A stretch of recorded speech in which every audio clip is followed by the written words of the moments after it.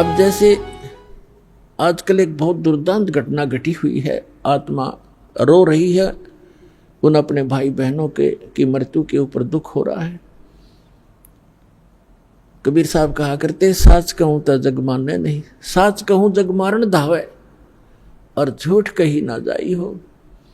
और साच को ये मानते नहीं, झूठों जगपति आई हो। इन झूठों पर विश्वास किए बैठे इन आचार्यों और शंकराचार्यों, संतों, मंडलेश्वरों, नकली ऋषियों और भय ऋषियों और संतों और सदगुरुओं पर ये गलत ज्ञान दे रहे हैं, गलत साधना बता रहे हैं। कहते हैं तीर्थ व्रत करें तरबीता, और वेद पुराण ये पढ़त है गीता।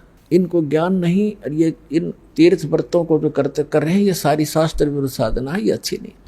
तो अभी हम सुन रहे हैं, खबरें सुन रहे हैं, केदारनाथ एक केदारनाथ नाम का एक धाम है, जो हिंदुओं के लिए परम पूज्य और मोक्ष का स्थान बताया गया था नकलियों द्वारा। और वो श्रद्धालु जैसे गुरुजी बताते हैं, बच्चे तो वैसे ही करते हैं, विद्यार्थी वहां चले गए। अब वहां पर सुनने को आ रहा है कि 20,000 व्यक्ति तो मर चुके हैं। वो पुजारी वहां गए थे, भक्त अपने आत्माओं। सबसे बड़ा हादसा है इस कलयुग का युग, जहाँ पर इतने भगत मर गए हों, और आसपास के वैसे बहुत से लोग भी मारे गए जो वहाँ रहा करते थे। वो भी जगन्नाथ के पुजारी थे, उस अमरनाथ के पुजारी थे।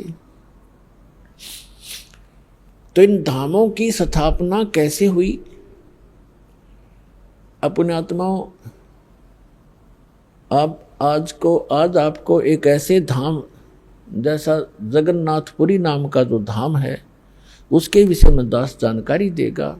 अमरनाथ के बारे में, अमरनाथ धाम के बारे में, वैष्णो देवी के धाम के बारे में, स्थान के बारे में, तीर्थ के बारे में, और भी अन्य बहुत से। ये तीर्थ कैसे बने, दास ने बहुत बार आपको समझाया है और उनको आपने सुना भी है। आज आपको बताते हैं कि वो जगन्नाथपुरी के अंदर जगन्नाथ धाम कैसे बना। क्योंकि हमें लोकवेद सुना रखा था, सारी झूठी कथा सुना रखी थी, और वो परमात्मा स्वयं आकर सच्चाई बताते हैं और अपने ऊपर सारी आप ही समझाते हैं हमें, एक दास बन के अपने आप को एक भगत दिखा के। और क्या कहते हैं, पीछे लग गया जाऊं था मैं लोकवेद के साथ, रस्ते में सतगुरु मिले एक दीपक दे दिया हाथ। कबीर साहब कहते हैं, पीछे लग गया जाऊं था मैं लोकवेद के साथ। लोकवेद माने अक्षेत्र, उस लोक में, उस स्थान में, उस देश में चल रही परंपरागत साधनाएं जो सत्य ना हो, सदग्रंथों से मेल ना खाती हो, उसको लोकवेद कहते हैं। ये दास पहले श्री कृष्ण श्री विष्णु जी का पक्का पुजारी था, इष्ट रूप में मानता था, समर्पित था।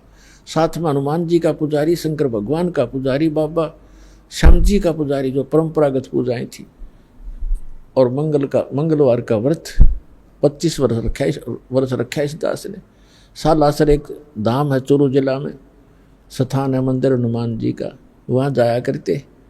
वहाँ पर इसी बूंदी सी मूर्ति रखी है जो पत्थर से की शकल न उसकी कुछ भी कोई ना, और वहाँ माथा टेक रगड़ के आपने पत्थर घिसा दिए। अब हमें तो भगवान चाहिए था, आज पता चला वो लोकवेद था। और परमात्मा के प्यारे हंस सतगुरु मिले स्वामी रामदेवानंद जी, उन्होंने दास का अंधेरा हटा दिया और साथ में तत्व ज्ञान रूपी टॉर्च दे दी, बेटा इस चांदने में चलिए, रोशनी में भटकना मत मार्ग से। और जो घर में सुख हो रहे थे, उन साधनाओं के करते करते दास ने civil engineering, diploma in civil engineering किया, सर्विस प्राप्त की इरिगेशन डिपार्टमेंट हरियाणा के अंदर, जूनियर इंजीनियर की।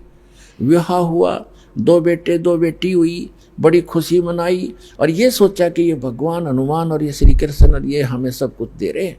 अब इस तत्व ज्ञान की रोशनी से पता चला कि हमें तो अपना केवल प्रारब्ध मिल रहा था, और जिन पूजाओं को हम कर रहे थे उनको करते करते हमारे साथी वहीं के वहीं पड़े, उनका कुछ भी ना हुआ।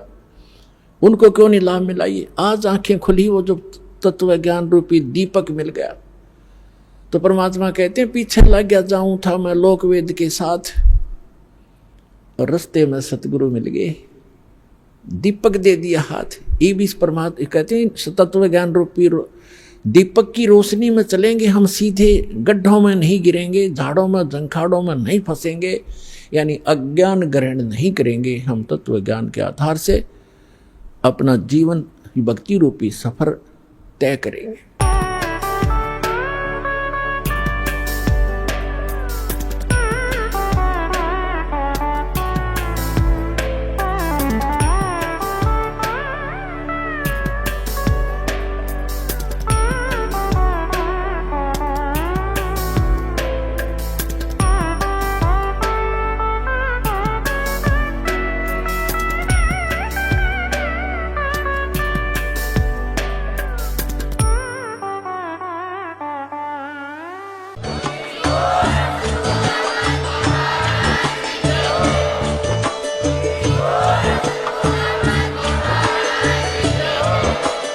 आप सुन रहे थे जगत गुरु तत्वदर्शी संत रामपाल जी महाराज जी के मंगल प्रवचन। अधिक जानकारी के लिए विजिट कीजिए हमारी वेबसाइट www.jagatgururampalji.org। संत रामपाल जी महाराज जी के शुभ आशीर्वाद से पूरे विश्व भर में 500 से भी ज्यादा नाम दीक्षा केंद्र हैं, जिन पर संत रामपाल जी महाराज जी द्वारा ऑनलाइन निशुल्क नाम दीक्षा दी जा रही है। अपने नजदीकी नाम दीक्षा केंद्र का पता करने के लिए संपर्क करें 8222880541।